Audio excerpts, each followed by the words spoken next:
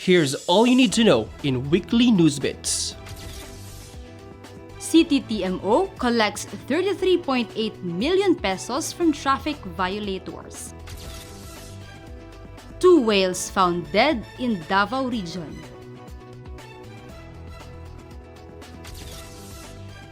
President Duterte lifts suspension of Lotto operations. And Davao City eyes 24-hour bus service in Turil and Catalunan Grande.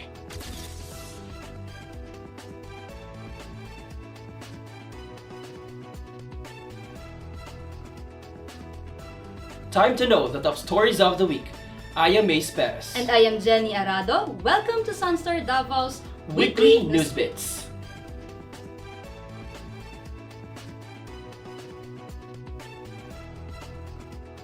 The city government of Davao has collected nearly 34 million pesos from traffic violators for the first half of 2019. For the details, here's Juliet Rivita. Davao City Transport and Traffic Management's office has collected around 33.8 million from traffic violators and other services in the city from January to June this year. City TMO head Junicio Abudi said they have apprehended a total of 40,819 drivers for violation of City Comprehensive Transport and Traffic Code of Davao City, Land Transportation and Traffic Code, and speed limit.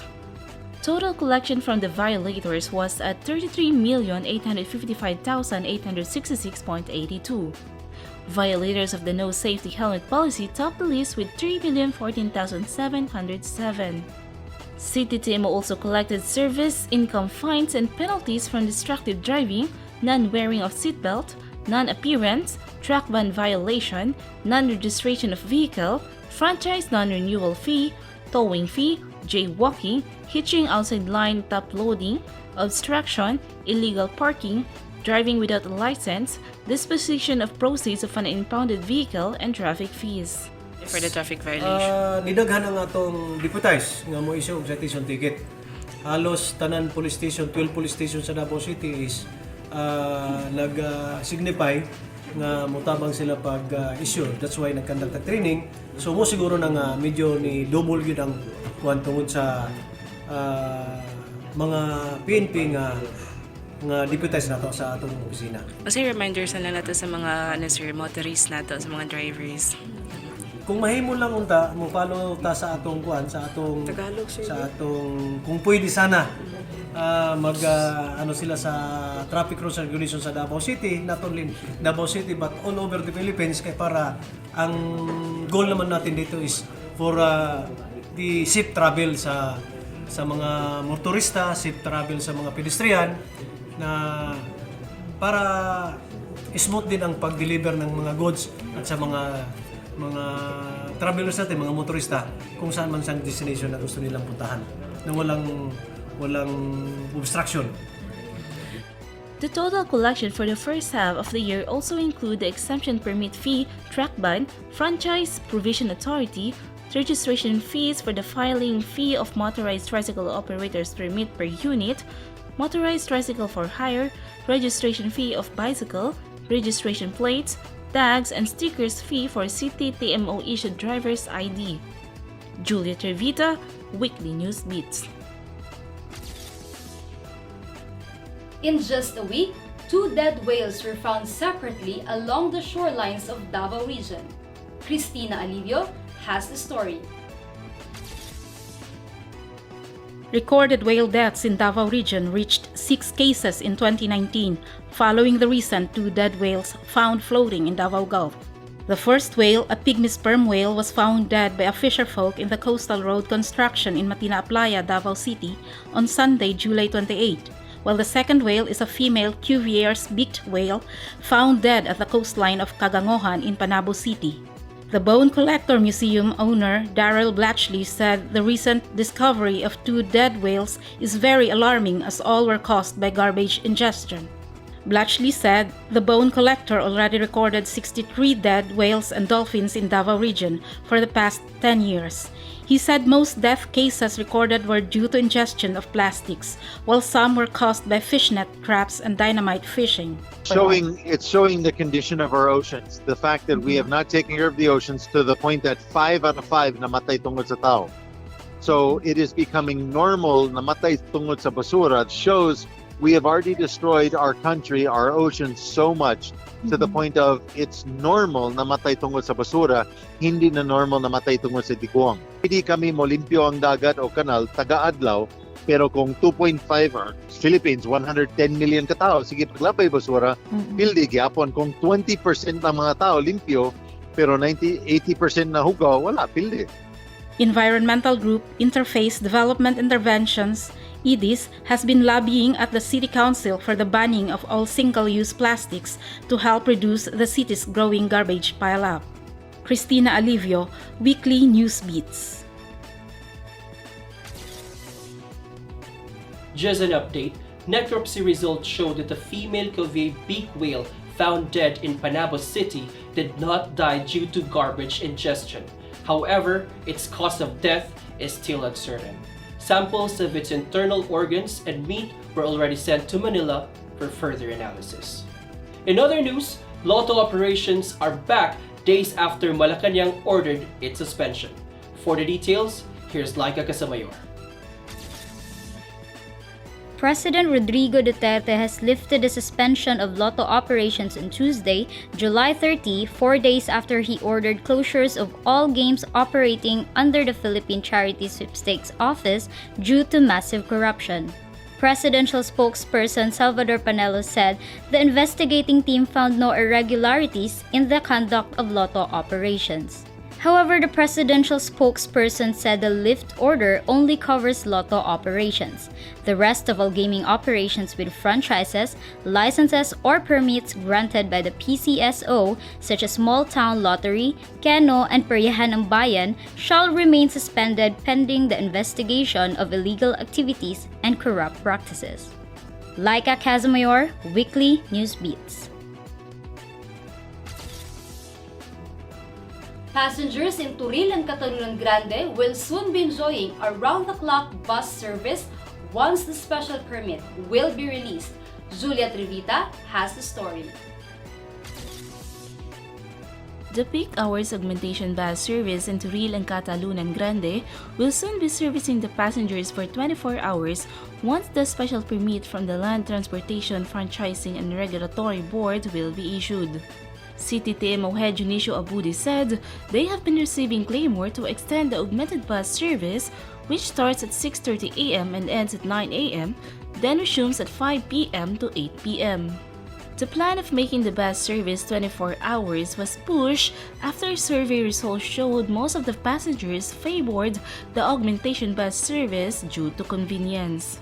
Kasi para medyo gwapo ang atong celebration sa Kadayawan, kaya nanatay daghang pa siya nagdagan. So both south and north na nga ruta? Wala pa. Kinilang concentration nato din sa kanang Catalunan Grande. O kining kining Turil kay katong atong sasa gipinding nato to kay dunay resolution ang Panakan, Barangay Panakan may include ang ilang dito sa sasa. So kinahanglan tag-solve dito. Hindi man basta-basta mo request ang city sa LT Parving to i-open din yung nga area kung wala tay basehan. So dapat nagid tayo survey.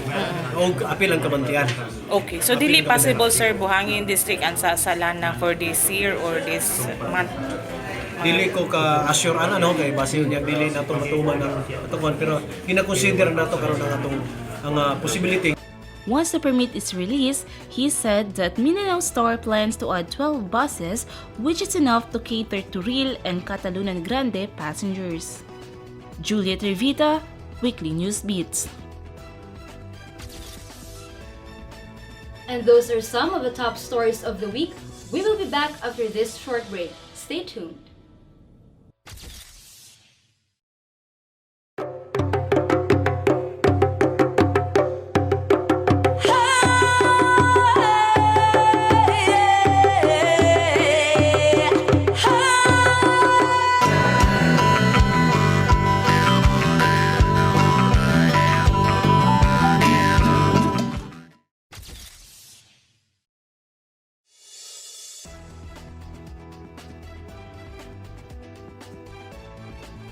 And you're still watching Weekly News Bits.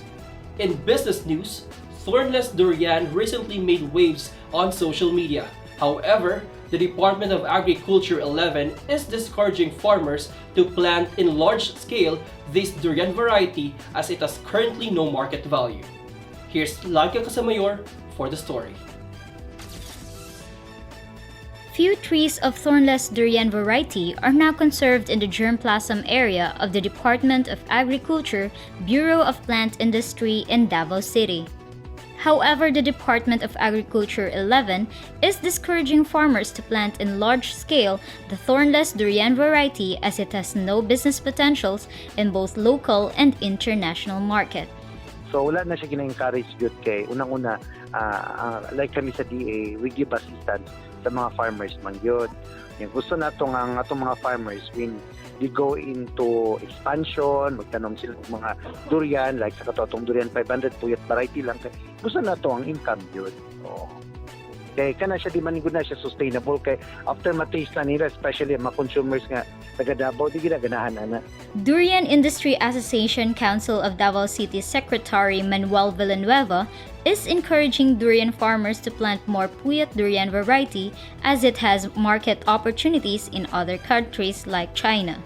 Actually, gina-promote na mo ang pagtanong sa durian, ang puyat durian because siya ang produkto sa Pilipinas, sa Davao City kami nga durian na acceptable sa China. Other varieties, burag, gina-work out pa na ito, but puyat, mauna mo ang gina-advocate. In Davao City, August to September is known as durian season where around 10 tons of durian varieties are available for sale. Meanwhile, durian varieties are currently sold as low as 80 pesos per kilogram at Bangkirohan Public Market from 120 pesos to 150 pesos per kilogram last week. Laika Casamayor, Weekly News Beats.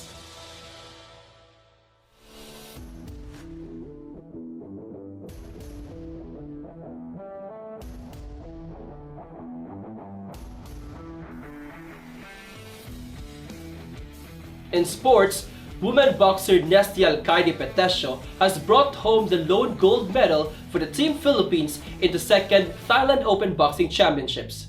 Marian Saberon Abalayan for the details.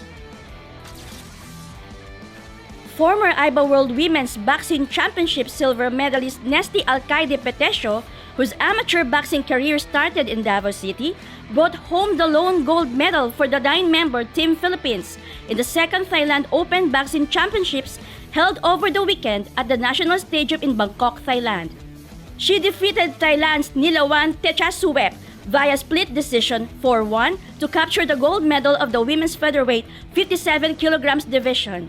Both first encountered each other in a tournament in Manado, Indonesia, where Petesio subdued the Thai boxer in their quarterfinals clash. Meanwhile, on-leave Davao City Mayor Sara Duterte Carpio congratulated the athletes, coaches, recipients, and organizers behind the 25th Sok Kim Cheng Sports Awards Night held at the Appleview Hotel last July 26. In her message, read by Davao City Councilor Jonar Dayap, Duterte Carpio told the awardees that an award is a reminder of their hard work and of their growth as an athlete. This year's major awardees are Philippine Sports Commission Commissioner Charles Raymond A. Maxi for Lifetime Achievement Award, Karate Dos Romel Tan for Leadership Award, Dance Sports Jeanette Ortiz for Female Athlete of the Year, Dance Sports Denise Bunayog for Coach of the Year, Para swimmer Ernie Gawilan, and Chesser International Master John Marvin Mishano for Male Athletes of the Year. SunStar Davao also received a plaque of recognition for its support to grassroots sports programs. Marian Saberon Abalayan, Weekly News Beats.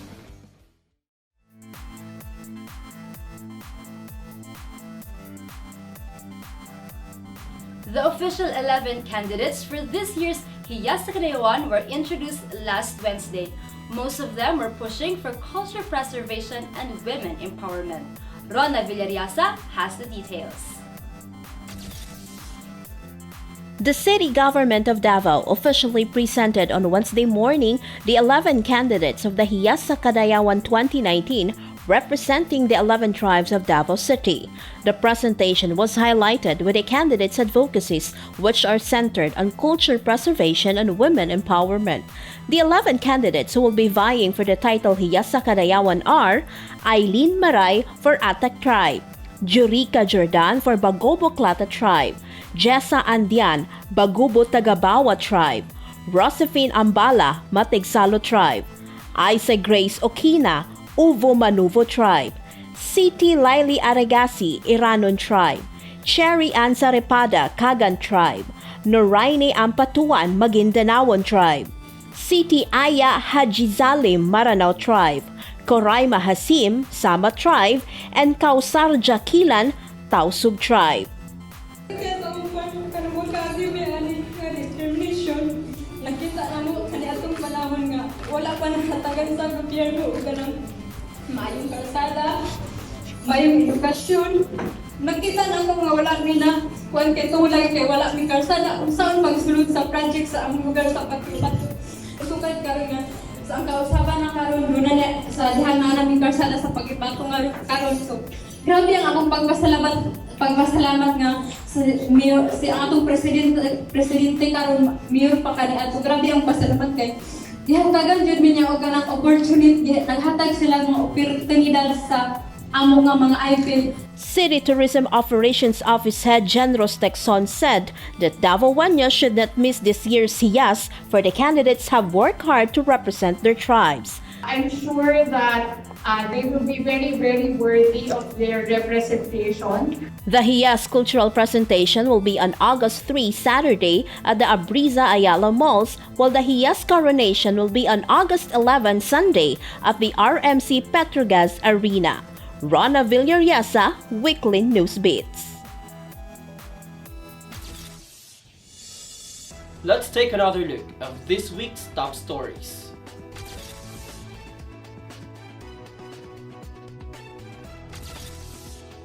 City TMO collects 33.8 million pesos from traffic violators. 2 whales found dead in Davao region.